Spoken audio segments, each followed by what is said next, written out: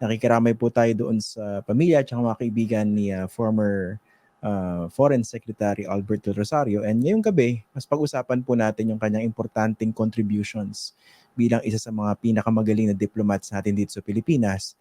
At saka doon po sa kanyang contribution in particular doon po sa ating arbitral victory sa Permanent Court of Arbitration sa The Hague. Makakasama po natin ngayong gabi si Ambassador Henry Bensurto. Siya po ang ating ambassador sa Turkey. Siya po ang naging lead counsel ng Department of Foreign Affairs component of the Philippine legal team relating to the South China Sea arbitration. At the same time, siya rin po ang naging tagapamuno ng West Philippine Sea Center ng DFA.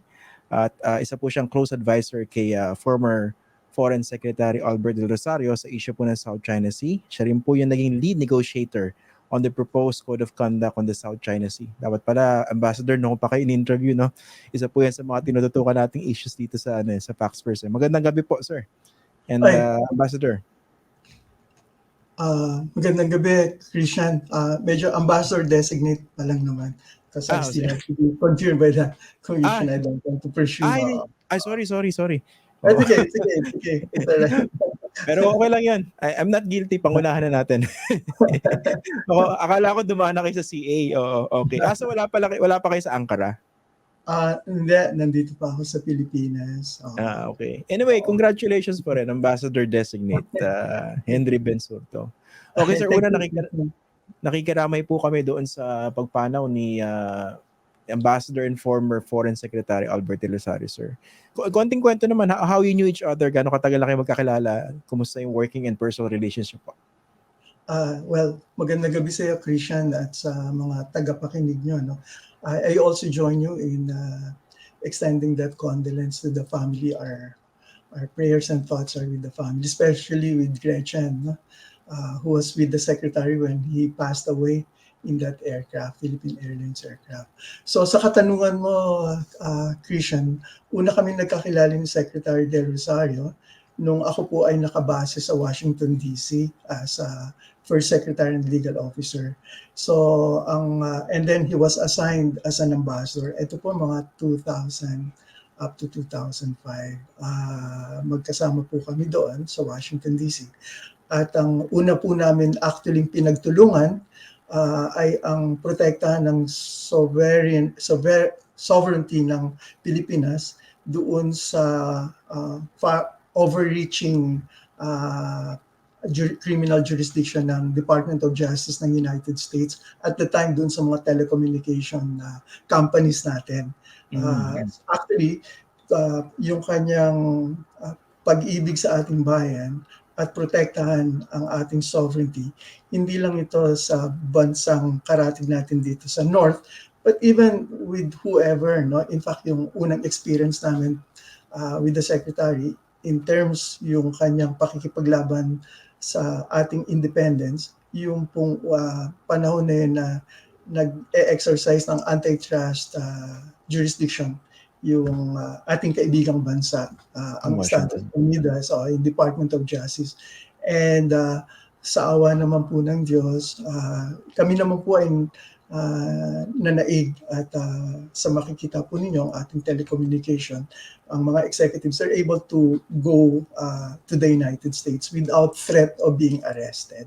So that was the first time. And then we parted ways, and then years after, nung bumalik na po ako sa Washington, D.C., muli po kaming nagkasama, this time po sa issue naman ng South China Sea at kung paano natin tindigan, tayuan ang ating kalayaan at karapatan sa West Philippine Sea in the context po yung doon sa nangyayari at the time na gusto medyo hindi ayaw pong ipagamit sa atin yung mga dagat na nasa atin naman pong kamay. Balikan po natin yung yung behind the scenes na nangyari po no, 'di ba? Yung arbitral case that we filed sa Permanent Court of Arbitration, nangyari po yan after magkaroon ng standoff ng 2012 sa Scarborough Shoal, no? Yun po bang decision na yun? How was it made? And was it a difficult decision on the part of the Philippine government? And ano po yung naging role ni Secretary del Rosario doon in pushing toward that direction? napakalaki po ng kanyang role. In fact, hindi po nag-start ng 2012 lang. As soon as he took over po, pinag-isipan na namin lahat niya, especially with his leadership. In fact, if I may po, yung behind the scene, no? Kasi ang ganda po nung istorya. Every year po, nagpa-participate tayo sa ASEAN meetings po. No?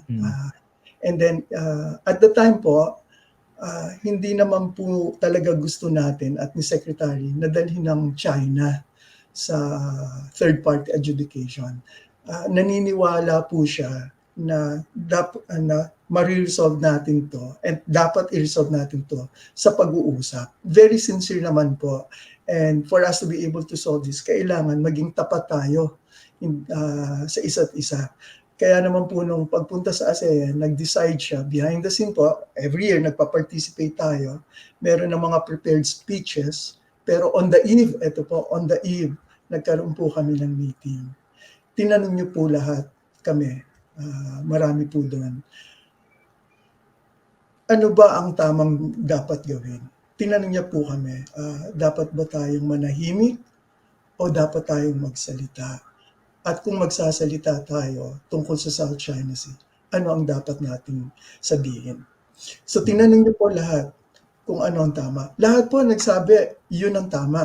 Kaya lang, ang opinion na, kaya lang pag sinabi natin yung totoo, Mr. Secretary, baka magkagulo kasi first time.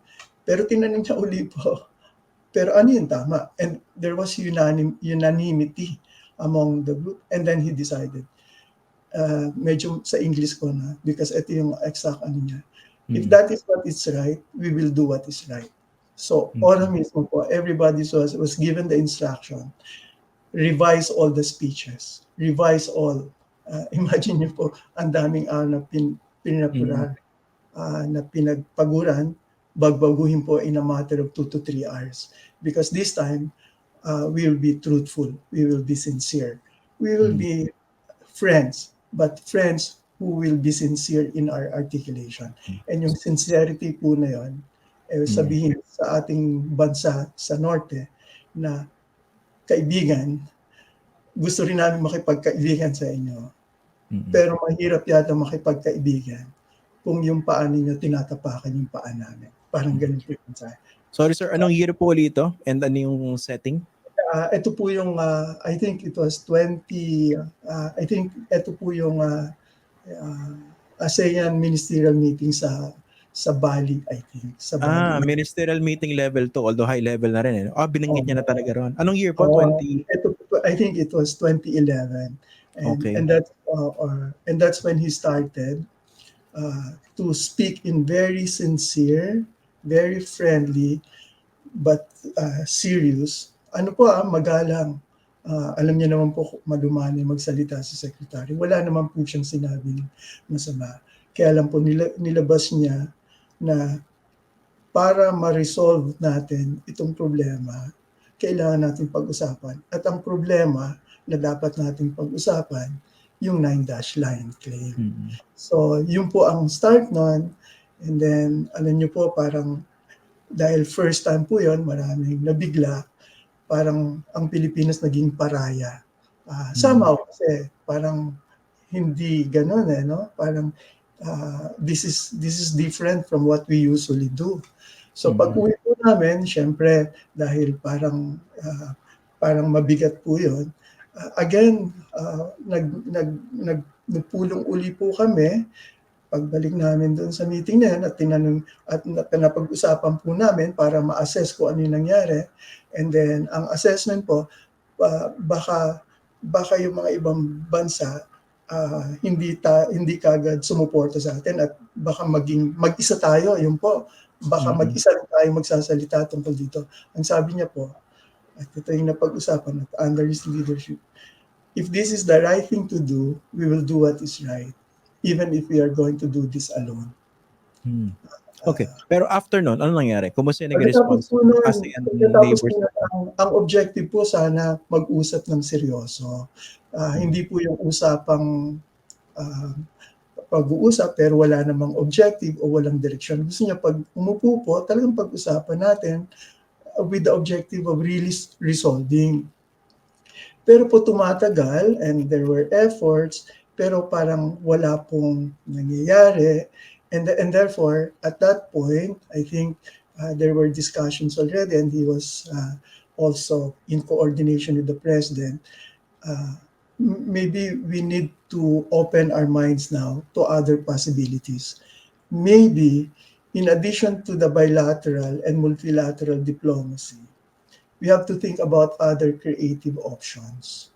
And that Mm. one of those creative options is the possibility of bringing our northern neighbor to a third party adjudication. Yun, And sir. so nagbigay siya ng instruction na pag-aralan ito. But at the same time, we continue to push and we could continue to talk with China to somehow agree with us to negotiate seriously the issue of the South China Sea. Mm. So parallel po yun and then nangyari po yung Scarborough Shoal and because of that Scarborough Shoal incident when it was very clear na wala naman talagang patutunguhan yung pag-uusap at parang ikot lang tayo ng ikot. And in the meantime na ikot ng ikot tayo sa pag-uusap, eh nawawala yung atin. So there Mm. has to be a willed decision to protect what is ours. And the option that was left for us to explore eventually led to the arbitration. And by the time we were now have a clarity essentially of what to do. And, uh, Mm.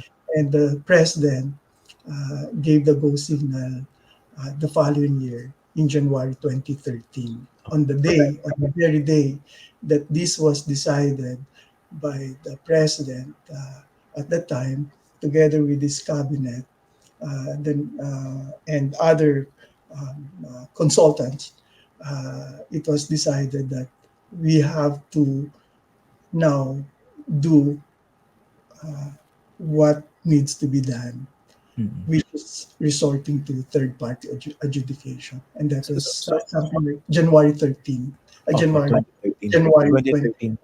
Right. Oo. Pero tama po ba as early as 2011 talagang sinabi na ni Secretary Del Rosario pag-aralan yung possibility na Apo. magsampa ng kaso sa Permanent Court of Arbitration? Tama po. Kasi at the time, may proseso po kami na pag-aralan ng gusto yung issue na to and then see the entire landscape and then uh, uh, study what are the options essentially that are available to us, knowing that the seriousness of the issue and the gravity and the enormity of the challenge. And so, hindi po linear, hindi po one-track mind. It was a very broad appreciation of all possible options for the country. Okay. So nung final na po natin yung ano, yung dinala na po natin yung issue, yung kaso sa Permanent Court of Arbitration nung January 2013. Alam natin may ano yan, 'di ba? Kumusta naman yung naging role ni Secretary Del Rosario doon sa pag-harmonize ng Philippine position? Kasi maraming inputs po yan, 'di ba, from many different components ng ating team. Totoo po yan. I think one thing that you can attribute to the Secretary during this time was yung kanyang focus, yung kanyang strong will. And as soon as we did this, nakatutok po talaga siya rito. And it became a unifying factor, essentially. Of course, with the president at the time, because the chief architect of the foreign policy is always the president, whoever is the sitting president. Mm. And so the secretary would always coordinate this with the president, explain essentially what's happening and what are the options for us. And so yung kanyang role po, he is at the center essentially in terms of uh, um, harmonizing, consolidating our position, because I just want to take note that the arbitration path was just one of the components of our foreign policy. it was it was not the arbitration was not the entire policy. Rather, the arbitration was part of the overall framework, uh, which at the time we have termed it as the principled foreign policy, because Mm. it is anchored on doing what is right. At least that is the perspective of the secretary. So he was always guided by this principle every time we have a discussion on the South China Sea. Can you talk about, sir, yung role ni Secretary del Rosario doon sa mga pagkakataon na habang nililitigate to sa PCA, medyo nagkakainitan yung mga yung mga miyembro ng Philippine team as to how to approach certain issues, no? How did he handle those? Um, the secretary handled it very well. I think he has both the intelligence and the character. He speaks with a very soft voice, but very strong-willed, essentially. And because you see the high moral uh, uh, uh, tone in what he speaks, he's able to command respect. And obviously, there will be different perspectives that will be put on the table. And the secretary has a unifying, um, um, he has a unifying power, to put us all together in the same direction. But the secretary also has the humility. He understands his own limitations. He provided the political will, there in those discussions, but at the same time, he listens also to the expert opinion, and he recognizes that all of us operate within our area of expertise, and therefore took that into account and never substituted his own understanding and will on matters of technical and legal. And so he Mm. will take the cue. He will try to understand the political and legal aspect of this, and then bring in his own political calculations. And so with those combinations, we're able to craft an option and a direction that was doable, even if sometimes very challenging. And Mm.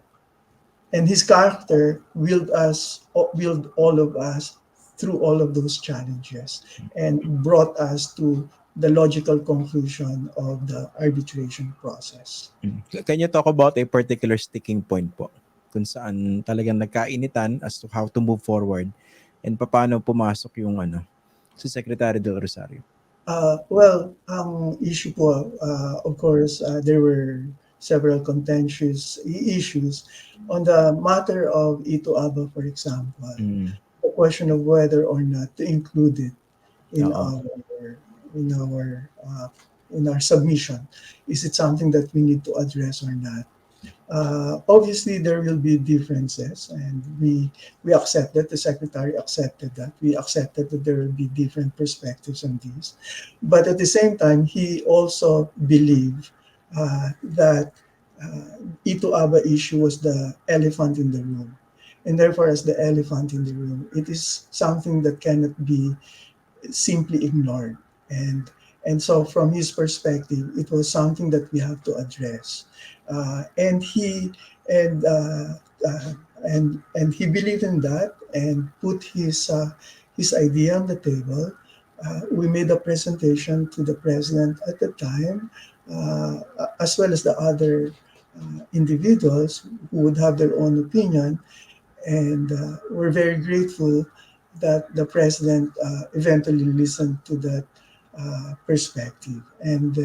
And I think on hindsight now, that decision to include Ito Aba, I think, and was the right thing to do, because from the legal perspective, it resolved the issue in its entirety, more or less, Mm. without leaving any doubt as to whether certain areas are are disputed or not.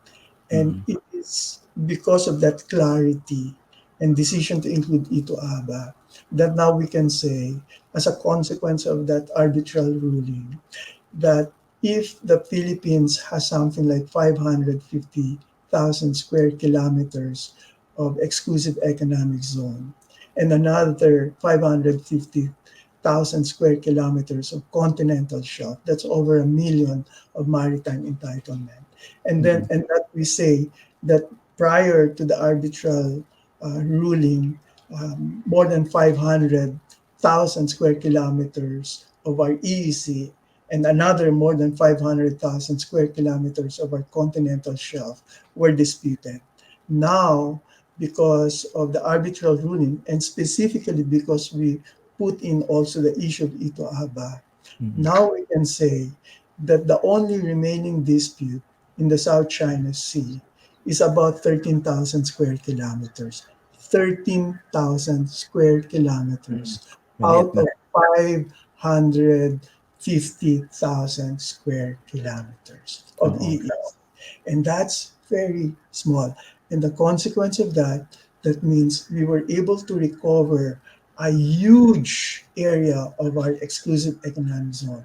And what that means is that it is exclusively for Filipino fishermen, that sovereign right. And more importantly, Recto Bank or Reed Bank is exclusively ours. It, Mhm. there is no there is no doubt as to who has exclusive rights or sovereign rights over Reed Bank. It's not disputed. Mischief Reef is also not a disputed area. It is Mhm. exclusively ours, including the Second Thomas Shore. And I Mhm. think this clarity would not have been possible if Ito Aba was not included, Mhm. because Ito Aba was not resolved, meaning to say that China can still project 200 from Ito Aba. From Ito Aba at mag-o-overlap sa atin. It will impact Reed Bank and Mhm. it will impact a large area of our exclusive economic zone. And China can always argue for merely for purpose of argument, it's disputed. And therefore, as being disputed, you cannot unilaterally explore and exploit that without their consent. Oo. But Kaya nga, now, oo. Tama ba, with that, sir? it, we have the exclusive right to decide how Oo. and what to do with that. Oo. I hope yung mga nanonood tsaka nakikinig sa atin nasundan nyo. Napakalinaw ng paliwanag ni Ambassador Henry Bensurto, no? So nalinaw, malinaw na malinaw, kwentas klaras, malinaw, klarong-klaro sa batas. Ano yung maritime entitlements natin sa ating exclusive economic zone. Nga pala, sir, syempre sa mga reports, hindi tamang sabihin, no, disputed West Philippine Sea. Dahil malinaw to sa ruling ng Permanent Court of Arbitration. Tama po ba? Tama po. Uh, uh, the clarification that came about of that ruling, the consequence of that, yung area na dapat disputed, hindi na disputed. Oo. Uh, and should and in fact, it was very clear in the ruling that it is exclusively our continental shelf, Reed Bank, for example. Mm. So ganun kaklaro. And so it's wrong now to say they are disputed. There's no more dispute that has been clarified. In fact, if I may go further, we Sige, should sir. not we should no longer be talking about dispute because there's no dispute anymore on that. Although China's strategy is to bring back that dispute by not project posturing that they don't agree, of course. But legally, they're not disputed anymore. Second, we should not be talking of the nine dash line anymore because that has been decided. Oo. With Walang basis. all the clarity. So they should now be buried 6 feet under the ground, Mm. essentially. And we should be moving forward on how now to put into effect the decision, the points decided by the arbitral ruling. Sige. Yan, sir. Pag-usapan natin yung possible frustrations on the part of Secretary del Rosario. Kasi nakaka-attend din ako ng mga press conferences and mga forums kung saan nagsasalita siya after he stepped down. And talagang patuloy niyang pinupush yung, yung idea ng wala mang technically enforcement mechanism yung ruling ng PCA. Pero if you get your friends, your allies together toward this legal victory, parang marami siyang strategies na binabanggit, di ba? Can you talk about certain points or low points as far as possible frustrations are concerned? after na napanalunan natin to? Meron bang naikwento sa inyo si secretary or nababanggit? Well, one can understand. No? First, I think we need to um, every political administration will have their own concept, and we have to take that into account because that's how democracy operates. Yeah. And we know that foreign policy is always conducted by the person who is responsible at the helm, and obviously that is always the president. And so, Mhm. from the perspective of professional diplomacy, we have to be able to perceive that Mhm. and do whatever we can to help. And part of helping really is providing inputs to the decision makers, so that our decision makers are not blindsided. So we call a spade, and within the process, put that on the table so that those who will decide based on what is provided them will see the entire landscape. And so there will be no blind sides. What we don't want to happen is to narrow it down to only those options where we are biased. We have to be able to see the entire landscape. And that was the purpose of the secretary, from my perspective, when he puts all of these suggestions on the table, giving some ideas to the political decision makers in terms of what are the possible options. And I think it is from that perspective. Obviously, humanly speaking, if we see it should be done this way and it's not done that way, obviously, it causes a certain disappointment. Especially the secretary felt very strongly and on certain options. And he was talking about these options from the perspective of experience because the secretary was not talking from a perspective of vacuum. So he was not operating on a vacuum here. He had a historical experience together, and with that experience, his own evaluation, and he was putting it on the table. He really just wanted to be helpful. That's my perception. Although sometimes these helpful tips may be taken differently. But I think that from the perspective of the secretary, he has a very sincere uh, Oh. appreciation. In fact, if I Mm. may, because I saw him before he left.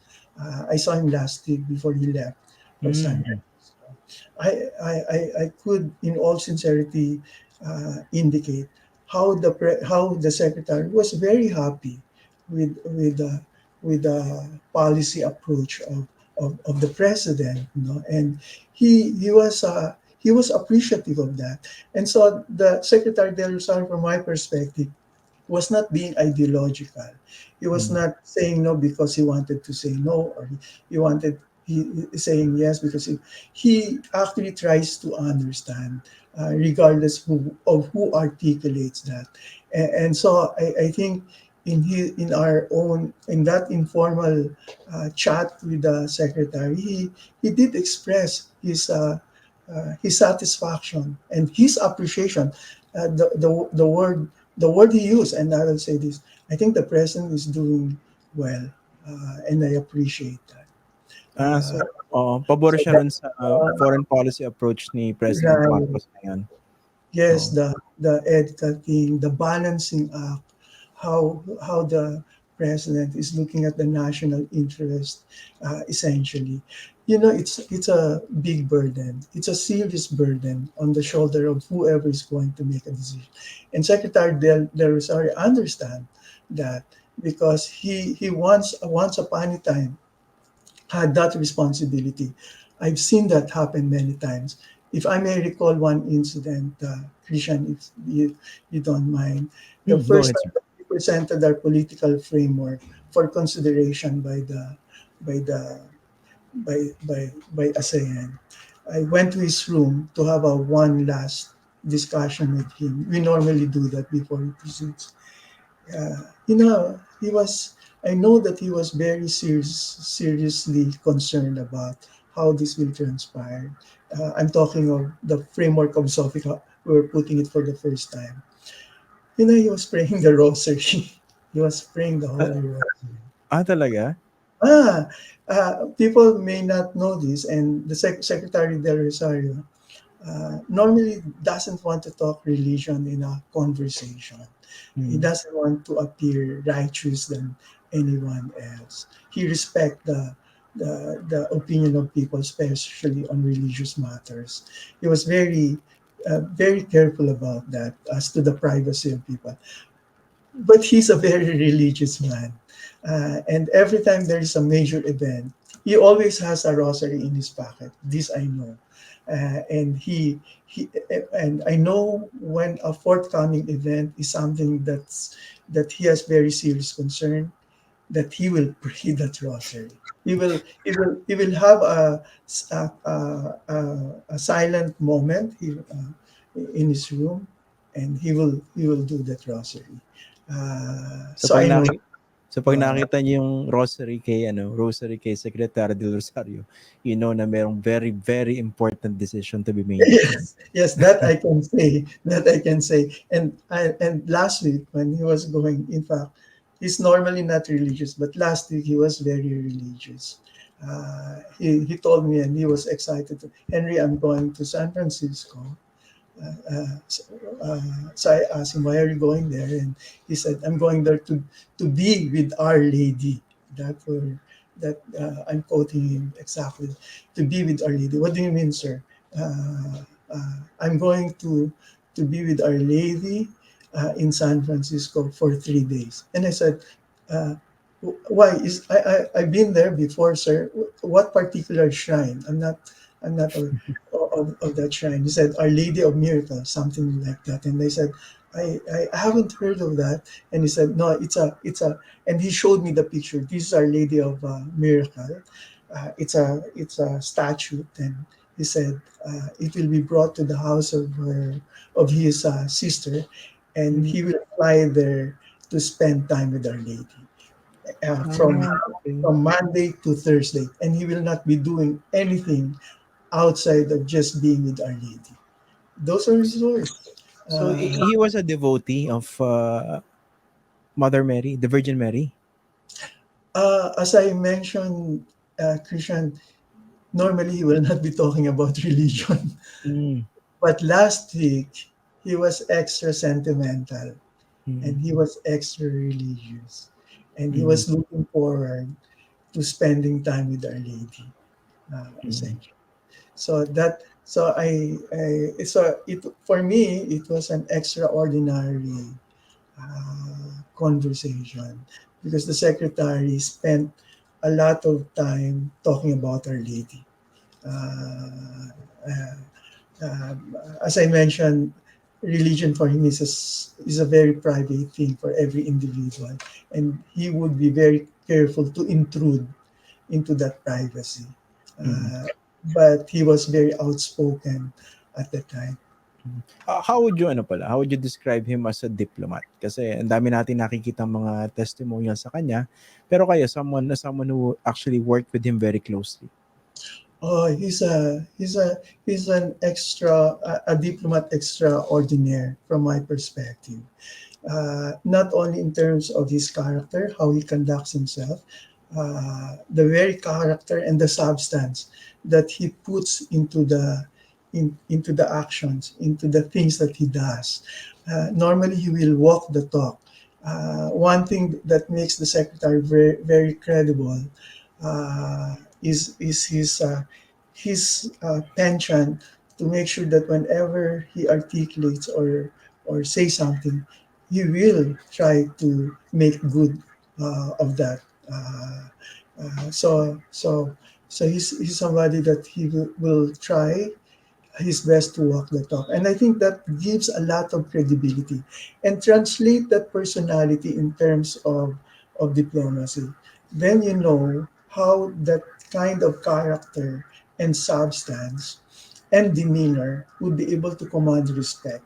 And that's how it was. On the time that I was with him, as he conducts that diplomacy, I saw how he's able to command respect.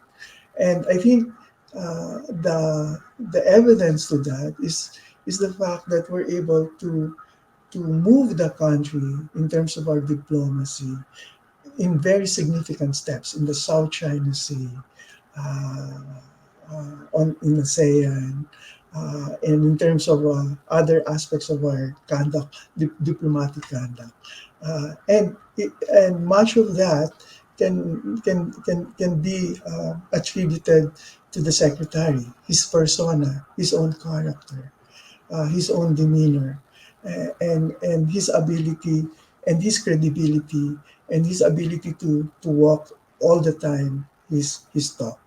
And Mhm. and and and when you look at the substance of what he says, you can see the seriousness and the sincerity. And I think this is what other diplomats are able to see from the secretary. Mhm. That sincerity that spills over, and I think that impacts them. And it is that sincerity that, at the end of the day, was able to move uh, policymakers from other countries to try to accommodate and somehow listen to our own articulation. And if one is going to look at how the secretary was able to move ASEAN in terms of where we want ASEAN to go, empirically you will see how much the secretaries impacted the direction of ASEAN. Mhm. Essentially, if I may, Go, uh, sir. uh, for a long time, South China Sea was not part of the official agenda Oo. of of ASEAN. Yeah. If ever, it was only discussed on the side, but Yeah. never part of an official agenda. And the reason for that is because obviously China would not want this to be part of of the agenda of ASEAN. And then comes 2012, Cambodia. Mhm. And it became a litmus test for us. And we stood, the secretary, with his leadership, we stood our ground for what is right. That even if there's no joint statement, we will not budge, we will not blink, because what we are articulating is what is right. And so there was no, there was no joint statement that year. But you Yeah. may notice the year after that, the Nag issue of South China Sea nagkaroon na. became part of the official agenda every Oo. year. And to this day, the reason why we are able to discuss South China Sea in a very official way as part of the official agenda is primarily because of that. It was a heroic deed, and when that was done, the secretary got a lot of flack, and the term microphone diplomacy came into being, Mm. right? A very pejorative, which is not true, really, because we were not say the secretary never badmouthed any country. Mm. He was sincere, but the sincerity was given that interpretation. It was more of a twist by critics. But in all of those engagements, I have not seen the secretary badmouth anyone, but he was very straightforward in a very sincere way.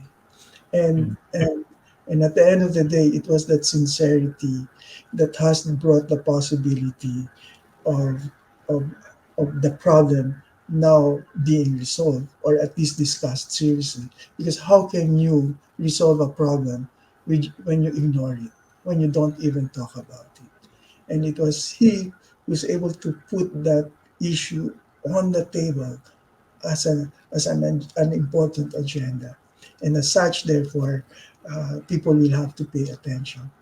And I think we are where we are now precisely because of those strong-willed um, articulations of the secretary. Obviously, the president at the time, because the chief architect of every foreign policy at every administration should be the president. So as I praise the secretary, this is not meant to take away Yeah. any credit from anyone. Yeah. And so that's not the intention. But but but solely from the perspective of the secretary. This is how I knew him. This is what I saw to the last end. The consistency, the constancy, the credibility, the integrity, and all of those help the Philippines conduct its diplomacy at the highest level. Mm. Indeed, Ambassador Designate Henry Bensurto, no? So many memories, so many things to remember the former secretary for. And sir, maraming salamat po for taking the time to join us tonight. And I know, no in-invite ko kayo talagang ang bilis yung umuo because I realize how important this is for you also as someone very close to the secretary. Pero sir, we thank you for talking to us about the secretary. Salamat po, sir. Thank you also, Christian, and thank you for remembering the secretary. I think he's a real hero, a true hero. Uh, we might have lost a friend, but the country lost a hero, a good man, a national treasure. And I think his works uh, will reverberate in the long future, essentially. And it is my hope that future young generations of Filipinos can come back and study and learn from the secretary. Thank you very much. Okay.